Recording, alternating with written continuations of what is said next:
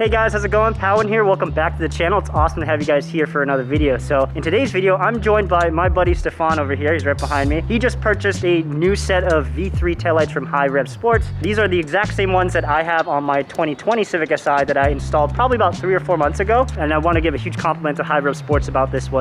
After about 3 or 4 months or so, I discovered a little bit of condensation occurring inside one of the smaller taillights in my car. So I reached out to High Rev Sports about the issue, and literally as soon as I sent them pictures of it, they sent me a replacement within 2 to 3 days. So a huge shout out goes to High Rev Sports for the excellent customer service, and highly recommend them if you want to choose an aftermarket set of taillights for your 10th gen Civic.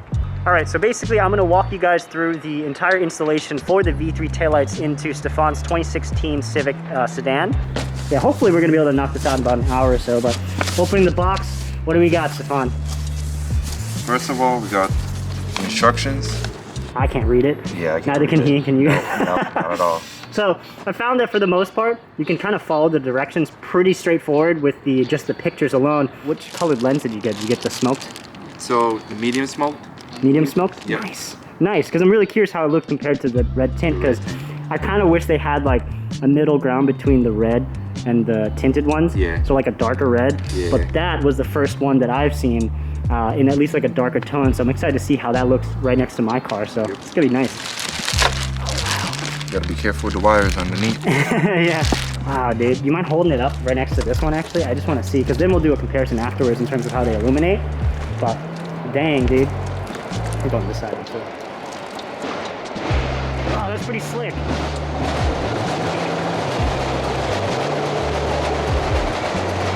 Wow. I totally see why people would want to get the tinted lens, especially with a darker color, because it really blends in a lot better. I just like the red lens because I wanted something a little bit more close to OEM. Yeah. But dude, man, that's gonna look sick.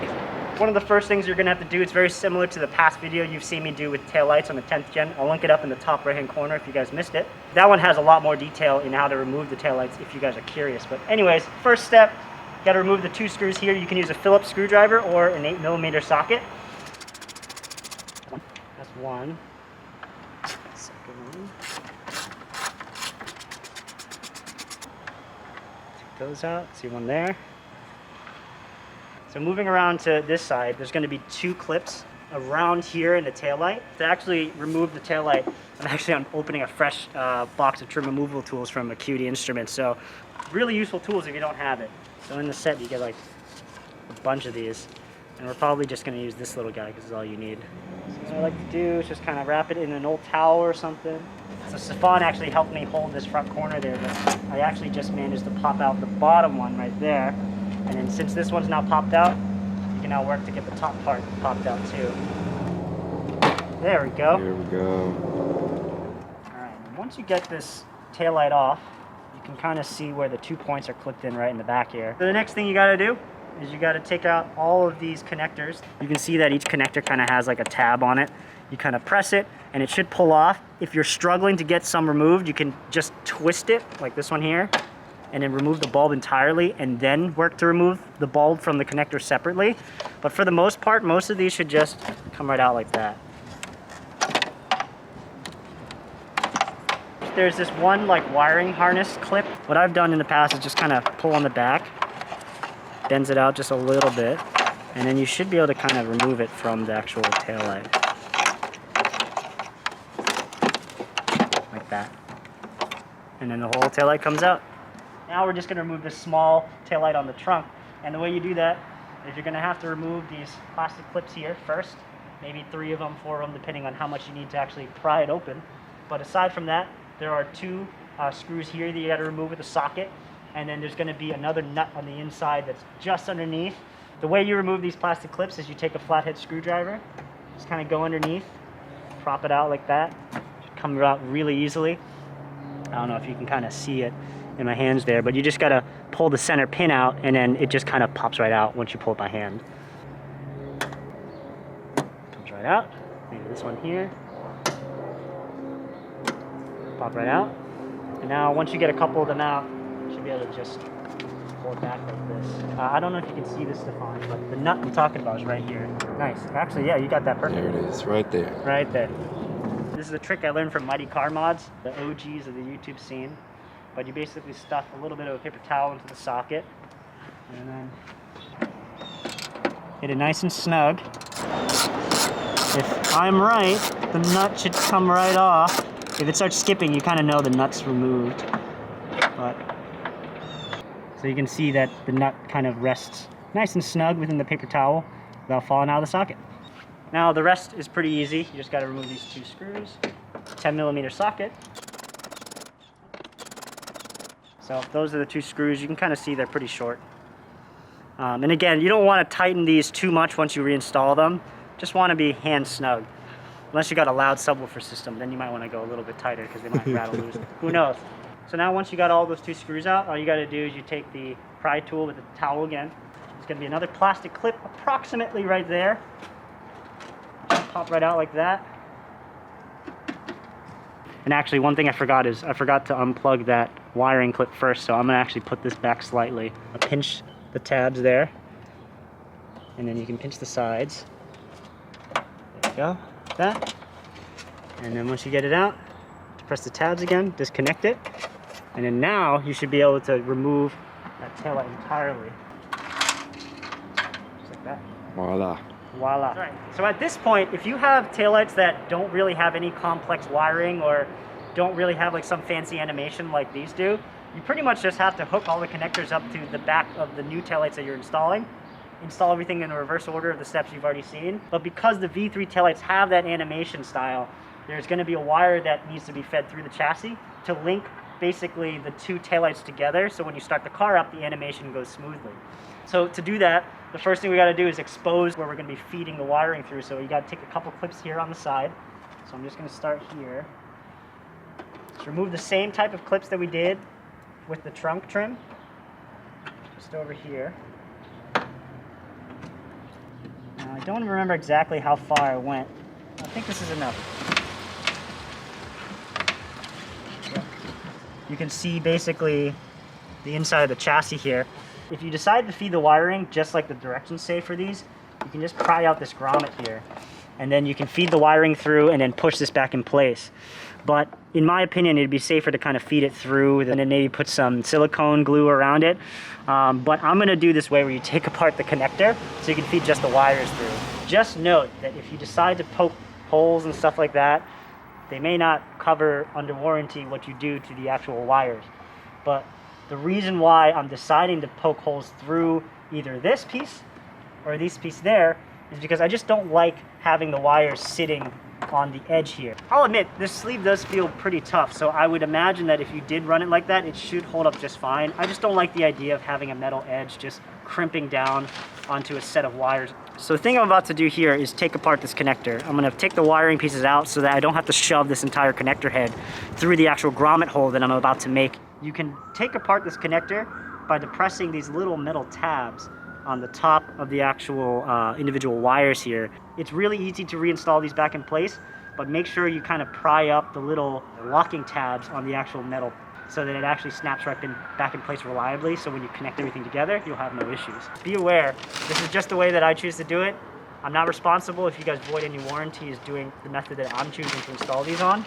So now that I've exposed the two wires here on this side, took out the grommet that's right here on the chassis, and I'm going to cut a small hole here and then feed this wire through.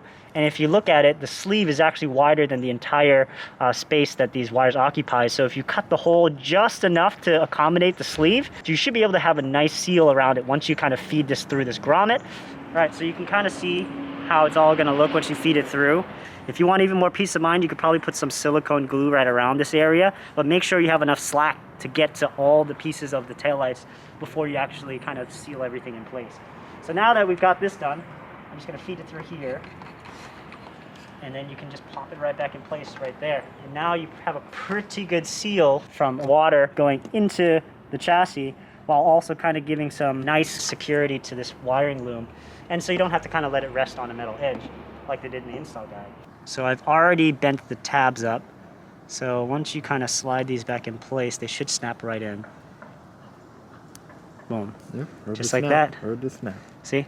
So it's now back in place. Be very careful on these metal tabs. If you overdo it, it's really easy to snap them. Be very patient if you choose to actually take this apart. Again, you don't have to follow my directions. You can follow their directions too. Both will work fine.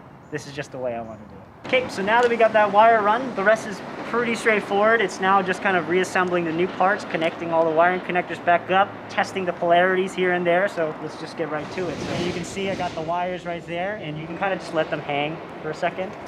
Make sure the plastic is all good there.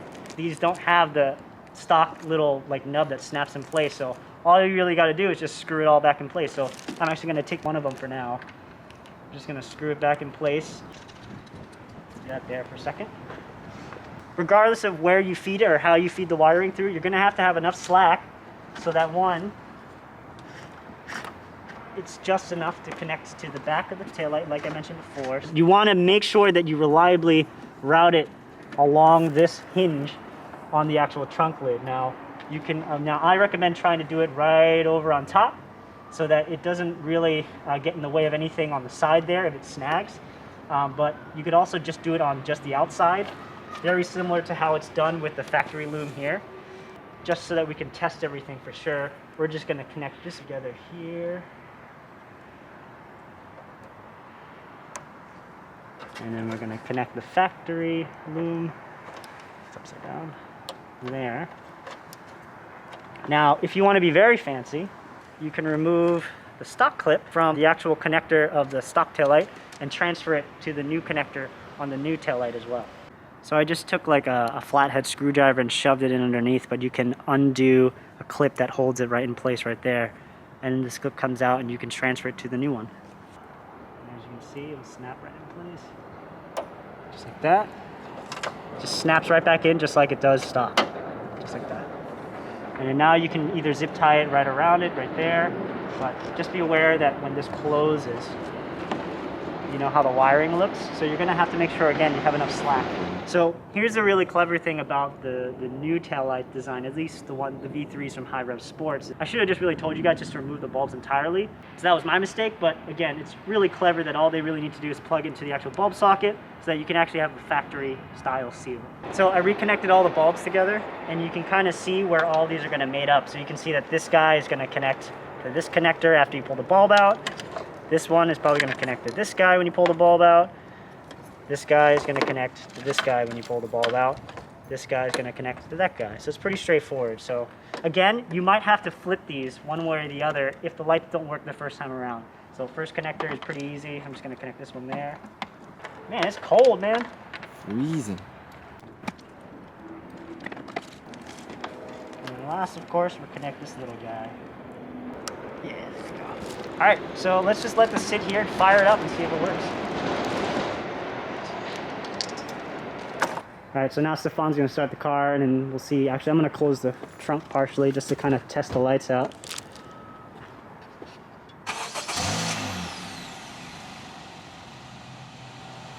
Okay, so the animation's working. Hit the brakes. I'm on the brake. On the brakes? Yep.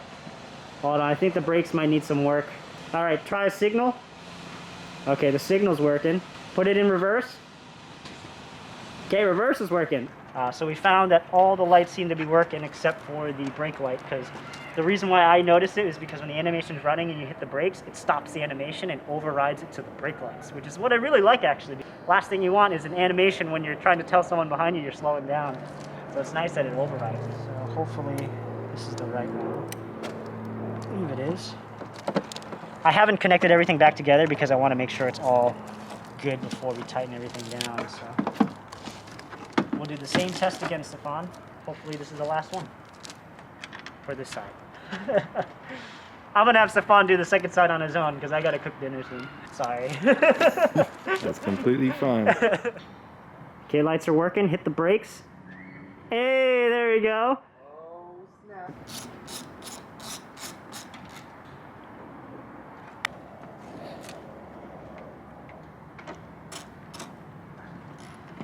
If you're curious on how tight to do things, usually I just do like however tight you can go with just one finger is pretty tight. Again, you're threading in the plastic. You really don't want to overdo it. Just only enough to kind of nice and snug everything up. So with that bolted up, what I recommend is you probably want to zip tie around here, zip tie around the side here, close everything up, button everything up, and then just kind of route everything neatly down and around the back, you should be golden. So now that we know everything works, all you gotta do is put the wiring harness clip right back there, and then just feed everything through.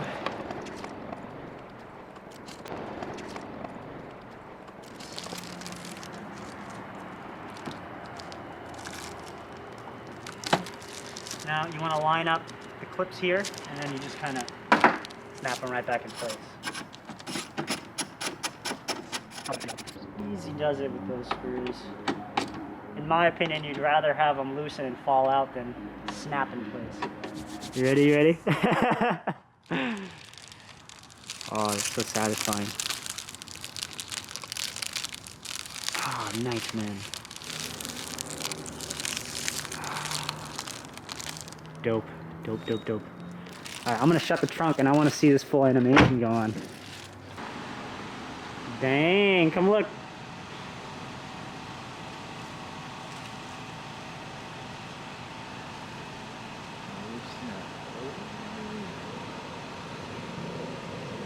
Heck yeah.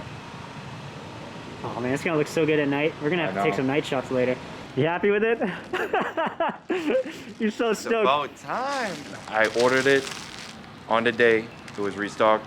First thing in the morning, got to work, sat down, ordered it right away without hesitation. They came really quick though too, because you literally ordered it and they said it came within a week. I did the 2-day shipping. Nice. And it came in.